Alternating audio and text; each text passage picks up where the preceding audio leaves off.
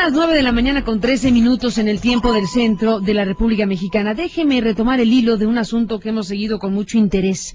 Desde el momento en que el exgobernador de Nuevo León, Sócrates Rizo, estuvo con los jóvenes de la Facultad de Jurisprudencia de la Universidad de Coahuila, en donde habló de su mirada de las cosas sobre lo que pasa en México y lo que pasaba en México en relación al tema del crimen organizado, los gobiernos priistas, lo que pasa ahora con los gobiernos panistas, en fin, todo esto que hemos comentado ampliamente en estos días y de lo que vamos a retomar el hilo, como decíamos, por varias razones. Una, porque hace unos días conversamos con el nuevo presidente de la Comisión de Defensa de la Cámara de Diputados, con el diputado priista Rogelio Cerda, y pues en esta conversación, que en realidad es una réplica, lo que nos había solicitado era una réplica a lo dicho aquí por Ramón Alberto Garza de Índigo, en algún punto de la conversación hablamos del tema Sócrates Rizo. Le pregunté sobre el caso Sócrates Rizo y las declaraciones del exgobernador, y permítame recuperar este fragmento precisamente de lo que nos dijo Rogelio Cerda acerca del tema, y vamos a hablar con Sócrates Rizo esta mañana. Pero escuchemos primero lo que nos dijo Cerda al respecto del tema. Rizo refiere los tiempos del PRI, cuando este país todavía era un país de paso de la droga. No tenía un mercado doméstico, no sé, 95% de la droga pasaba solamente por territorio mexicano, con destino final en el mercado de consumo más poderoso de la tierra, que son los norteamericanos. Entonces no es lo mismo la pasadera que controlar el mercado doméstico tan fuerte que se ha creado en este país. Hoy estamos en un fenómeno totalmente doméstico, para que no estábamos preparados, esa es la verdad, ¿eh? ¿Y en tiempos de la pasadera? En tiempos de la pasadera, yo no acepto que los presidentes manejaban este asunto de pásense por aquí, pero como si fueran agentes de tránsito. Eso no es cierto. Yo le prometo algo, le voy a preguntar, tengo la confianza para decirle, oye, ¿qué pasó? ¿Que se te fue el avión o qué onda? Yo sé que ya se desmintió, hizo un desmentido. Sí le digo que, niego categóricamente que ese asunto haya sido así. Yo no acepto, porque además no tengo ninguna prueba para hacerlo, pues que ningún presidente de México haya estado metido en ese tipo de rollos. Y a ver, me parece una insensatez. ¿Y entonces qué pasó, Rogelio? Porque la tesis de Sócrates era básicamente, en tiempos del PRI había un presidente fuerte, había un procurador fuerte, había un ejército fuerte, y le decían, pasa por aquí tú, por acá tú, y tú por acá no. Eso fue lo que dijo. El control de las rutas del narcotráfico. No es cierto, Carmen. No, sí lo dijo. El PRI gobernó 70 años. 70 años. ¿A qué época del PRI se refiere? ¿De los 70 a todos? Pues dijo, los viejos dicen, vaya usted a saber a qué se refería. Tiene 65 años, Carmen. Entonces, cuando dice viejos, yo espero que no me incluya, no se incluya él. A ver, Carmen, yo no tengo respuesta para decirle a qué se refería. Yo le prometo a usted, si usted me lo permite, me autoriza, me dijo el reportero de su noticiero, a ver, Sócrates, ¿qué dijiste? Porque me preguntaban en México, no supe qué decir. Bueno, decía Rogelio Cerda, me erijo en reportero de usted para preguntarle a Sócrates Rizo, pero prefirió mejor entrar en contacto con Sócrates Rizo y abrir la posibilidad de que habláramos directamente con el exgobernador de Nuevo León. Y aquí está en la línea, cosa que le agradezco. Buenos días, Sócrates, ¿cómo está?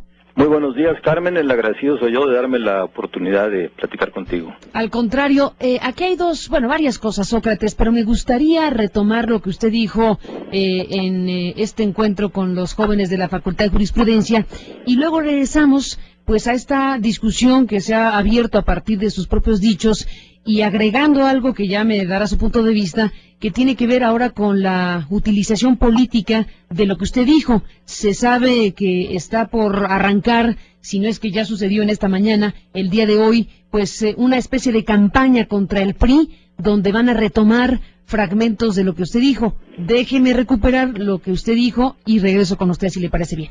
¿Cómo que no? Claro que sí. De alguna manera se tenía resuelto el problema del tránsito. Yo no sé cómo lo habrán resuelto otros gobiernos, pero había un control y había un Estado fuerte y un presidente fuerte y una procuraduría fuerte y había un control férreo del ejército, y entonces de alguna manera decían, bueno, tú pasas por aquí, tú por aquí, tú por aquí, pero no me toques aquí, estos lugares. Algo pasó. Cualquier hombre de negocio sabe que era para pagar al que transportaba la droga, para pagar a algunos policías, para pagar a mucha gente, ¿no? Con la alternancia del poder, la falta de oficio político, el rompimiento, yo supongo que había una estrategia que hacía posible que hubiera tranquilidad, cuando menos que no hubiera balaceras en las calles ni secuestros. Sócrates Rizo, ¿ratifica lo que oímos en este momento? Mire, déjeme aclararle perfectamente lo que dije, cómo lo dije y por qué lo dije. Venga. Si me da 2 minutitos yo. Venga. Bien. Pero antes de comentarle, déjeme dejar bien claro que yo no conocí ni conozco de ningún gobierno que haya hecho pactos con el crimen organizado, y menos que los presidentes determinaran las famosas rutas. Pero empezaré por decirle que el propósito de mis comentarios ahí con los muchachos de Coahuila era para enfatizar que los gobiernos priistas, aunque cometieron errores, mantenían la paz social o mantuvieron la paz social por mucho tiempo. En las ciudades, ustedes recuerdan, no padecíamos de balaceras en las calles, secuestros, cobro de piso, robos excesivos de autos decapitados y hasta asesinatos de alcalde o de algún candidato a gobernador. Para explicar yo mi tesis, usé 2 palabras claves: control y negociación política. Y contrasté mis tesis con las ideas que han sostenido John Bailey, mexicanólogo de Georgetown, y Carlos Reza, el español. Ellos hablan de acuerdos entre el poder político y el crimen organizado, cosa en la que yo no estaba de acuerdo, y precisamente contrasté mis ideas con las de ellos. En cuanto a la primera palabra, control, yo me refería a que había un blindaje, o que las ciudades estaban protegidas de los efectos colaterales del narcotráfico que tanto estamos sufriendo en nuestros días. Y la segunda palabra, de negociación, se refería a que teníamos un gobierno presidencial, casi presidencialista, fuerte, que tenía gran influencia sobre los gobernadores y los alcaldes, y que toda esta gran concertación nacional sustentaba la fuerza del presidente y hacía posible una política unitaria de seguridad pública como si fuera un mando único nacional. En cambio, hoy tenemos un país fragmentado y la ausencia de un pacto político nacional efectivo contra el crimen organizado. Ahí, como usted ha mencionado, se dijo, se cita en las cabezas, de alguna manera se tenía resuelto el conflicto de tránsito. Yo no sé cómo lo hayan resuelto otros gobiernos, pero había un control y había un Estado fuerte y un presidente fuerte. Yo me estaba refiriendo, cuando hablo de control, a que había un blindaje. A las ciudades se les protegía de los efectos colaterales del trasiego de la droga. Ahora, aquí, como lo dije, quizás es lo más importante, porque yo utilicé una especie de metáfora para decirle, era efectivo el control, el blindaje, la protección a los ciudadanos, ¿verdad?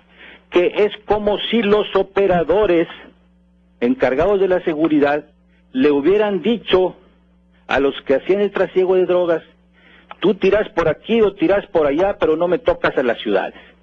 Y ha sido esta desafortunada metáfora la que ha creado tanta confusión que hoy intento precisamente aclarar con ustedes también.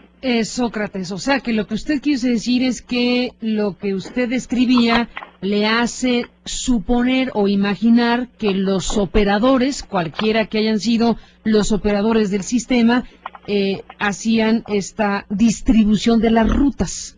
Bueno, déjeme decirle. Pero al final usted en su análisis, aunque no identifique ni operadores, ni nombres, ni apellidos, al describir genéricamente el asunto está hablando de los regímenes priistas que tenían bajo control las rutas del narcotráfico. Bueno, control, cuando yo hablo de control, y así queda muy claro en la grabación que hice de mi entrevista, de mi conferencia, yo me refiero a que el control era el blindaje o protección de las ciudades respecto a los efectos colaterales del narcotráfico que hoy conocemos: las balaceras en las calles, las guerras entre los diferentes grupos, los desmembrados, descuartizados, el cobro de piso, extorsión. Eso no había, usted y yo lo recordamos perfectamente, sobre todo pensando acá en Nuevo León y en Tamaulipas. ¿Y no había, Sócrates, porque pasaban libremente? No, yo creo que el ejército, ¿verdad? Usted recuerda que pues iba a quemar los sembradíos de marihuana y actuaba de manera enérgica, pero se protegían las ciudades. El presidente de la República era tan fuerte, y creo que a veces se nos olvida que para que una política pública sea realmente efectiva, se necesita que haya detrás un poder político efectivo, real, como teníamos durante los gobiernos priistas. Y entonces los gobernadores y los alcaldes marchaban al mismo ritmo del gobernador, sin ser los partidistas. Pero ahí estábamos viendo a gobernadores que eran empleados de los presidentes. Bueno, no lo digamos de esa manera. Pero bueno, póngale otra. Lealtad partidista y cierta disciplina, y entonces la coordinación de la política de seguridad pública era casi unitaria. Había una coordinación perfecta y eso permitía el control. Cuando yo hablo de control me refiero en términos técnicos a esa protección de las ciudades, evitar que ese trasiego, y todos sabemos que ese trasiego de la droga pues viene desde la Segunda Guerra Mundial, a ver, y que el ejército lo ha tratado de controlar y evitar, pero no se puede terminar 100% mientras existe esta gran demanda en Estados Unidos. Entonces tiene que haber un control, y a eso me refería yo, y usaba precisamente esa parábola o alegoría para decir, es como si se les dijera, oye, te irás por aquí o te irás por allá, pero no te metas a las ciudades. Y esa protección es la que de alguna manera se perdió con ese sistema fragmentado que tenemos actualmente en México, y la falta de un gran acuerdo nacional de todos los políticos y sectores de la sociedad para apoyar al presidente en una gran alianza, que es la última parte de mi conferencia que no se le ha dado difusión. Yo creo que el presidente de la República debe abanderar precisamente esa gran alianza, y en lugar de estar pensando que si se alía el PAN con el PRD, vamos a sumar PAN, PRI, PRD en torno al tema de seguridad pública, y pelearnos en todas las otras cosas de participaciones, impuestos, pero no en este asunto. Pero para que el presidente sea un líder, necesitamos que funcione como un verdadero jefe de Estado, porque a veces sospechamos que funciona como jefe de partido. Y esa fue la última parte de mi charla ahí en Saltillo. Ahí con los jóvenes de jurisprudencia. A ver, Sócrates, le propongo una cosa. Dígame. Usted está aquí describiendo lo que eran los gobiernos del PRI en la presidencia y esto que acabamos de escuchar. Usted fue gobernador de Nuevo León, sí. Usted fue gobernador en el sexenio de Carlos Salinas de Gortari. Para hablar de lo que usted vivió y de esa situación que usted describe en estos términos, ¿cómo es que se vivió el tema del crimen organizado en Nuevo León con el gobierno de Salinas? En Nuevo León el problema que conocemos de cerca, a través de actualmente me refiero, que algún pariente, algún vecino, algún compañero de trabajo lo secuestraron, algunos lo mataron a un alcalde, eso viene del 2002, del 2003 en adelante. Cuando yo fui alcalde de Monterrey, el problema de drogadicción que teníamos, por ejemplo, era que los muchachos inhalaban tiner, y la gran estrategia como alcalde y también con el gobierno de Jorge Treviño era evitar que en las ferreterías se vendiera tiner, y ese era todo el problema que había, y las pandillitas que había por aquí o por allá que se agarraban a pedradas, eso era todo lo que había. O sea, las ciudades no eran afectadas por el trasiego de drogas. No quiero decir que no hubiera trasiego de drogas, sería tapar el sol con un dedo. Había trasiego de drogas seguramente, y se combatía por la PGR y se combatía por el ejército, pero las ciudades no entraban, porque había una coordinación muy adecuada y eficiente, sin ser los partidistas, entre el presidente, el gobernador y los alcaldes, y eso lo hemos perdido desafortunadamente por la falta de un acuerdo actual fuerte y efectivo, porque tenemos fragmentado el país en diferentes grupos, gobernadores que jalan por un lado, gobernadores que jalan por otro lado, alcaldes por un lado, alcaldes por otro lado.